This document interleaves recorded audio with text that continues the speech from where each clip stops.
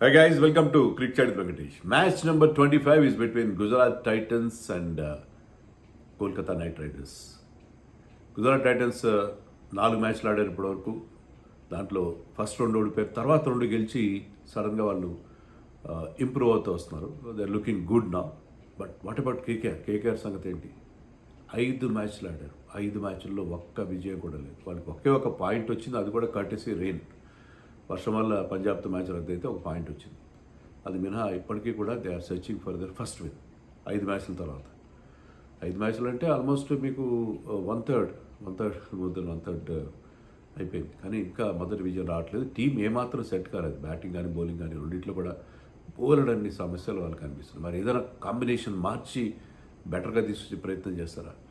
Match వేదిక అహ్మదాబాద్లోని Motera stadium, biggest stadium. Crowd కూడా పెద్దగా వస్తారని అనుకోని, నేను అంత లక్ష్య పెట్టే స్టేడియంలో ఈ మ్యాచ్ కోసం అంత పెద్ద క్రౌడ్ కూడా వస్తారని అనుకోని వీక్ డే రోజున. బట్ స్టిల్ పిచ్ చాలా బ్యాటింగ్ ఫ్రెండ్లీ ఉండే అవకాశం ఉంది. పిచ్ నెంబర్ 6 వరల్డ్ కప్లో అక్కడ మ్యాచ్ జరిగినప్పుడు పెద్ద స్కోర్లు వచ్చాయి. ఇప్పటివరకు ఈ ఐపీఎల్లో ఒకే ఒక మ్యాచ్ జరిగింది, అంటే వేరే పిచ్ మీద జరిగింది, కానీ ఇక్కడ ఈ గ్రౌండ్లో జరిగిన ఒకే ఒక మ్యాచ్లో 2 టీమ్స్ కూడా 200+ చేసాయి.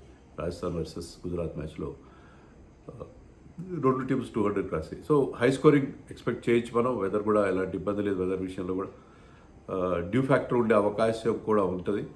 యూజువల్గా Ahmedabad is known for dew factor. మరి కేకేఆర్ ఏం చేయాలి?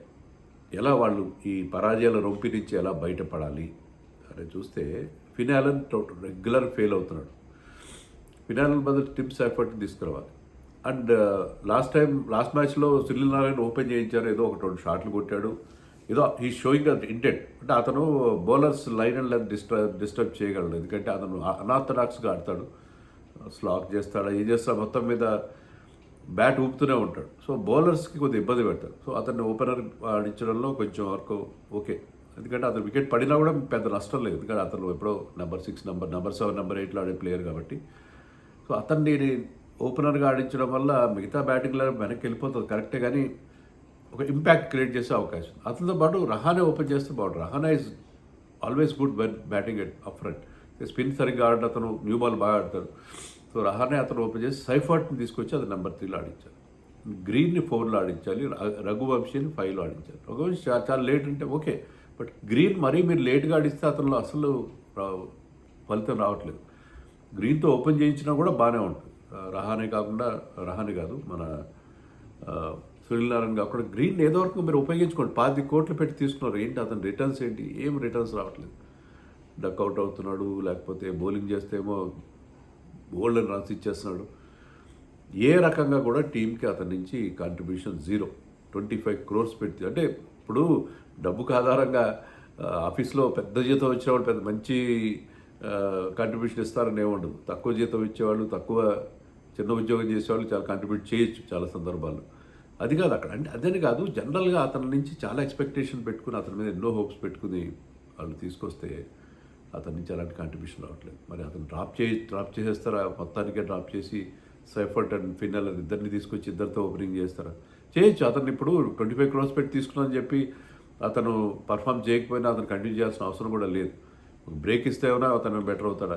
ఏదో ఒకటి చేయాలి వాళ్ళు. Something they have to do. వాళ్ళు మొత్తం లైనప్, ఎందుకంటే రింకు సింగ్ ఆడట్లేదు, రమణ్దీప్ లాస్ట్ మ్యాచ్లో కొన్ని రన్స్ చేశాడు, కానీ స్క్రాచ్ ఇన్నింగ్స్ అది. ఓన్లీ పవల్ ఒక్కడే కొద్దిగా ఆడుతున్నాడు, but పవల్ is batting too laid down the order. So మీకు అస్సలు అక్కడ ఎవ్వరు కూడా పర్ఫామ్ చేయని పరిస్థితి. కొద్ది గొప్ప రహానే కొన్ని స్కోర్స్ చేస్తున్నారు, and Raghuvanshi is consistent. Rahane Raghuvanshi ఇద్దరు ఆడుతుంటే ఇద్దరు ఒకే రకంగా ఆడతారు.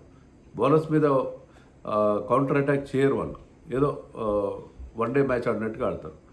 అలా కుదరట్లేదు కదా, వాళ్ళకి చాలా సమస్యలు ఉన్నాయి. పతిరానాకి ఎన్ఓసి వచ్చింది, కానీ ఈ మ్యాచ్ కూడా అతను ఇంకా చేరుకున్నట్లేదు. ఇంకా బహుశా నెక్స్ట్ మ్యాచ్కి అతను అవైలబుల్ కావచ్చు. ఈ మ్యాచ్లో ఆడే అవకాశం కనబడట్లేదు. సో బౌలింగ్లో అయితే లాస్ట్ మ్యాచ్లో వాళ్ళకి బౌలింగ్ చాలా ఇంప్రూవ్ అయింది. సునీల్ నారాయణ లాస్ట్ 2 మ్యాచెస్ నుంచి చాలా బ్రహ్మాండమైన బౌలింగ్ వేస్తున్నాడు, ఎకనామికల్గా వేస్తున్నాడు. Is asking lots of questions. అది పెద్ద ప్లస్ వాళ్ళు. అనుకుల్ రాయ్ కూడా, మరో స్పిన్నర్ కూడా మంచి బౌలింగ్ వేస్తున్నాడు. వరుణ్ చక్రవర్తి మెల్లగా ఫామ్లోకి వస్తున్నట్టుగా ఉన్నాడు. వరుణ్ చక్రవర్తి ఆడిస్తాడు లేదు చూడాలి. వరుణ్ చక్రవర్తి కూడా పర్లేదు.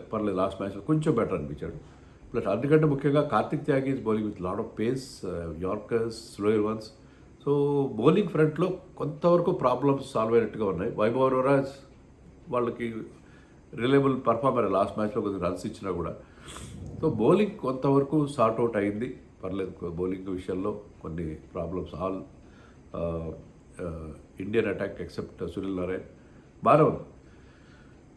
బ్యాటింగ్లోనే వాళ్ళకి ఆ సమస్యల నుంచి బయటపడాలి. ఏదో ఒక రకంగా they have to change the lineup, మొత్తం రివ్యాంప్ చేసి బ్యాటింగ్ లైనప్ని వాళ్ళు పర్ఫార్మెన్స్ తీసుకొచ్చే ప్రయత్నం. ఎందుకంటే మంచి బ్యాటింగ్ ట్రాక్లో ఆడబోతున్నారు. ఆ బ్యాటింగ్ ట్రాక్లో వాళ్ళు బ్యాట్స్మెన్ ఫామ్లోకి రావడానికి ఇది మంచి అవకాశం.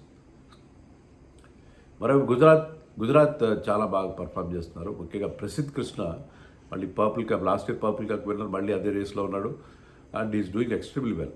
ఆ హార్డ్ లెంత్ నమ్ముకున్నాడు, హిట్టింగ్ ద డెక్ బౌలర్ అతను.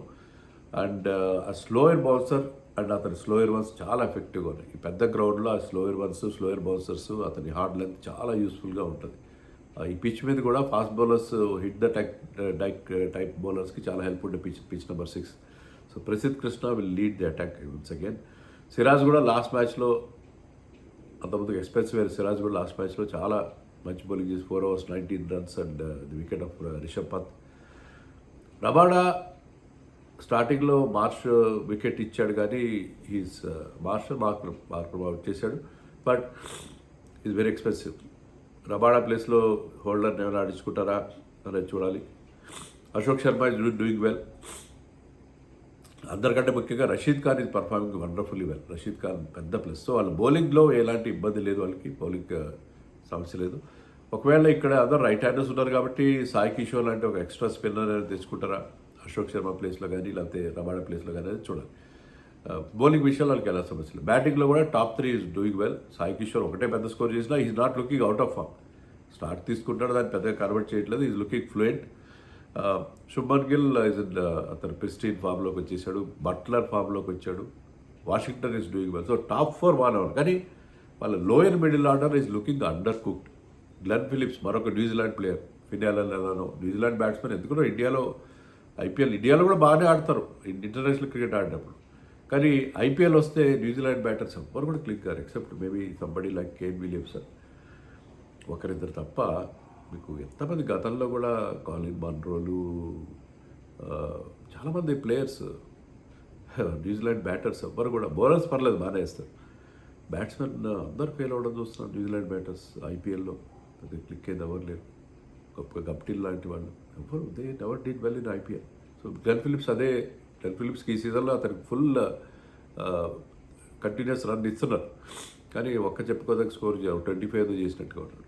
అండ్ తివతే కానీ, షారుఖ్ ఖాన్ కానీ. సో అందుకే జేసన్లో వాళ్ళని ఆడిస్తే బాగుంటుంది మన రబాడా ప్లేస్లో, ఎందుకంటే అతను బ్యాటింగ్ కూడా బాగా చేస్తాడు. బ్యాటింగ్లో ఎందుకంటే వీళ్ళు ఓన్లీ 7 బ్యాట్స్మెన్తో వెళ్తున్నారు, తర్వాత బౌలర్స్ పెట్టుకుని వెళ్తారు. వాళ్ళు బౌలింగ్కి ఎప్పుడు ఆశీష్ నెహ్రా ఇంపార్టెన్స్ ఇస్తాడు. And that way is doing well.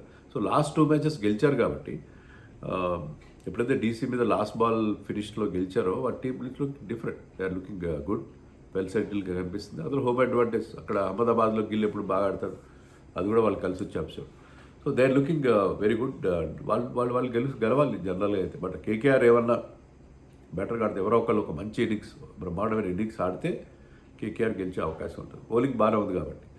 So అలాంటి ఇన్నింగ్స్ ఎవరు ఇస్తారనేది చూడాలి. మ్యాచ్అప్స్ చూస్తే పవల్కి అగేన్స్ట్గా రషీద్ ఖాన్కి మంచి రికార్డు ఉంది, 3 సార్లు అవుట్ చేసినట్టుగా ఉన్నాడు. అలాగే సునీల్ నారాయణ్ని 2 సార్లు సిరాజ్ అవుట్ చేశాడు. సిరాజ్ వర్సెస్ సునీల్ నారాయణ్, అది కూడా ఇంట్రెస్టింగ్ ఉండే పరిస్థితి కనిపిస్తుంది. మ్యాచ్లో Gujarat will definitely start as favourites. But Kolkata 6వ మ్యాచ్లో అయినా 6వ సారి అయినా వాళ్ళకి కలిసి వస్తుందేమో. Let us wait and see.